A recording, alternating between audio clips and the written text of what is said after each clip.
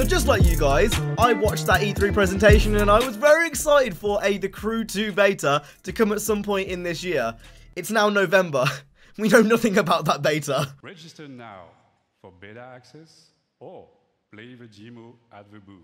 So if any of you guys have been following The Crew, you will know that it had a beta announced at E3, as I just showed you guys. But we've not heard anything about this beta, like, at all. Initially, I kind of had the anticipation that they were going to announce the date sometime after E3, possibly at Gamescom, and they were going to talk about it. But they've not talked about it. They've not even given us a month. Like, we literally know nothing. Now, obviously, with Need for Speed Payback and Gran Turismo Sport and Project Cars and all these other games coming out, it's pretty understandable why they would want to do it at a later date. But my question, it's mainly to the guys over at Ivory Tower, what is going on with this beta? In this video, I'm going to talk about all of the Crew news which has come out to this point, because there's a lot of news that has come out regarding, you know, Xbox One X and PS4 Pro compatibility, a lot of the actual disciplines in the game, like street racing and stuff. There's a lot of information which actually has been announced. But before we even get into any of that, I want to go ahead and talk about what I want to see in the beta and when I want to see the beta. Number one, you need to announce it like soon, because I'm getting really impatient now, like really impatient. As someone who loves The Crew, it's one of those games that I've championed for a very long time. Wasn't huge on the idea of boats and planes when I first saw it, but having seen more gameplay and having actually played the game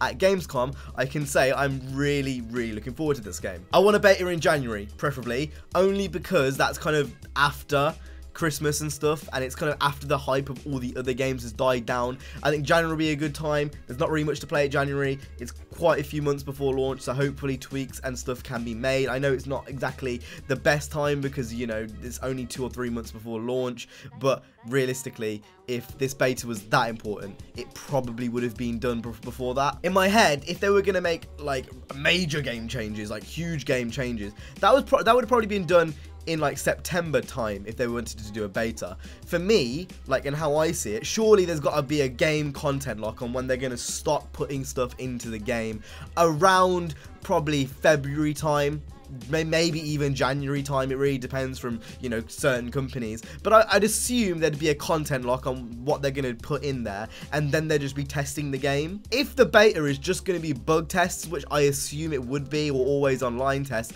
I assume that this would be done in January time, possibly. Anyway, that's enough of me speculating. We're going to talk about like what I actually want to see in there, and add like the actual wish list things, because the beta, it could be huge. For me, the betas in the original Crew, I'm not sure if many of you guys actually played those, but that was kind of what ruined the launch experience for me. The fact that I played so many betas, and I feel like I'd played the full game before the full game was even out. So one thing for sure, don't give us all the disciplines. Like, please don't give us all the disciplines. Now, I know a beta is for bug testing. That is the reason why you are giving us this little like thing. You're giving us to bug test the game to make sure everything is okay. But at the same time, you don't want to ruin the experience for all the players on launch, which is something which I feel betas are slowly doing. So please, only give us extremely limited content. It's something that I've just been saying for ages. I'm really glad that Payback didn't get a beta, because honestly, that on top of playing it beforehand, it would have completely ruined the launch experience for me. And obviously, in some degrees, it probably needed it for the multiplayer and whatnot, but it made my launch experience a lot better. Not playing Gran Turismo Sports beta also helped a lot. Obviously, with Gran Turismo Sport, it's a lot more limited, but you know, the kind of theme, it kind of goes across multiple games. It's not just one game I'm talking about. Multiple games have this same thing, and I don't want to see it in the Crew 2. I don't want to see all the content come out in the beta. I definitely do want to play the beta, and I want to experience the game again because it was great, but I don't want it to feel like you're giving me the full game with a level cap. Number 2, make it like the Gamescom demo, and this is going to sound stupidly specific. When I played that Gamescom demo, it felt like there was so much to do. I got a good feel for the game, I got a good understanding for a game. Nowadays, betas aren't just for bug testing. Oftentimes, you'll see companies literally promote their games through betas, through public betas, and that's how just business works nowadays. It's not the same compared to a few years ago when betas were literally done purely for bug fixing. Obviously, that is one half of it, but the other half is promotion, and that's just the way it is nowadays. Why do you think they announced this at the stage at E3? Do you think they did it because they really care about all the casual people who don't really care about the Crew's opinion on the bugs and stuff. Like, no, that doesn't make any sense. The reason they did it at E3 is for promotion of the game and getting people to play the game and giving it a chance because it is truly a really, really good game. And it kind of ties into what I was going to say next with like NDAs and stuff. It'd be pretty cool if they didn't put an NDA on it from my perspective. Obviously, being a YouTuber, I want to kind of get content for the game and stuff because, like I said, The Crew 2 is one of my most looking forward to games of the year, and I quite gladly could say that this is probably going to be the best racing game I've played in a very long time. They've got quite a bit of ways to beat, you know, Need for Speed Payback. Need for Speed Payback and The Crew 2 are like head and shoulders with me, but like this could be up there, like significantly. Not having an NDA would just be something which is good for promotion again. It kind of all ties in with what I was saying. If this is what you're doing it for, this is half the reason why you're having this beta, is to drag people in.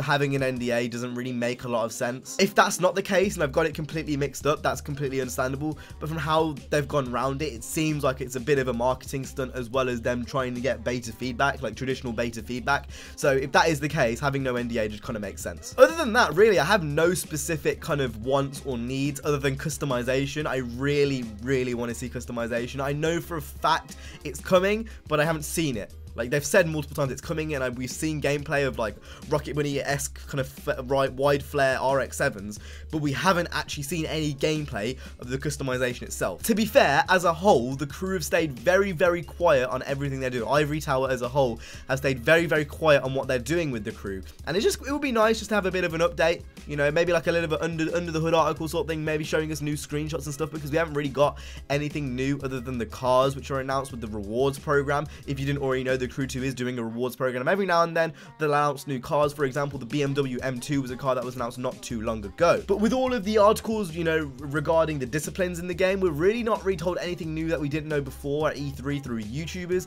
nor are we seeing any new screenshots or gameplays. So to see some new screenshots and gameplays now, especially that Need for Speed Payback is out and that's happened, would be really, really cool. I completely understand why they've decided to release in March, avoiding Need for Speed, avoiding Gran Turismo, avoiding all these other races, avoiding games in general. No major titles are coming out in March. So I can completely understand why they've done that. I'm just hoping that they show something soon. Now all the games are out and they're all out there and all being done. I think this would be the great time to plant the seed for the Crew 2. Other than that, there's not really much else to say. The game is going to have Xbox One X and PS4 Pro support yet, but we don't know the resolutions and stuff. But that has been announced on their website. I think it was kind of edited in one of the paragraphs which they did before. So Xbox One X support is coming, and so is PS4 Pro support. But besides that, that's pretty much it, really. I'm looking forward to it. I can't wait to see what they have in store, and let's hope we hear something soon, because I'm sure you guys are just as excited as I am. So with that being said, I hope you guys enjoyed this video. If you did, make sure to go ahead and hit the like, subscribe. I will see you guys in the next one. You guys have been awesome. Stay safe and peace.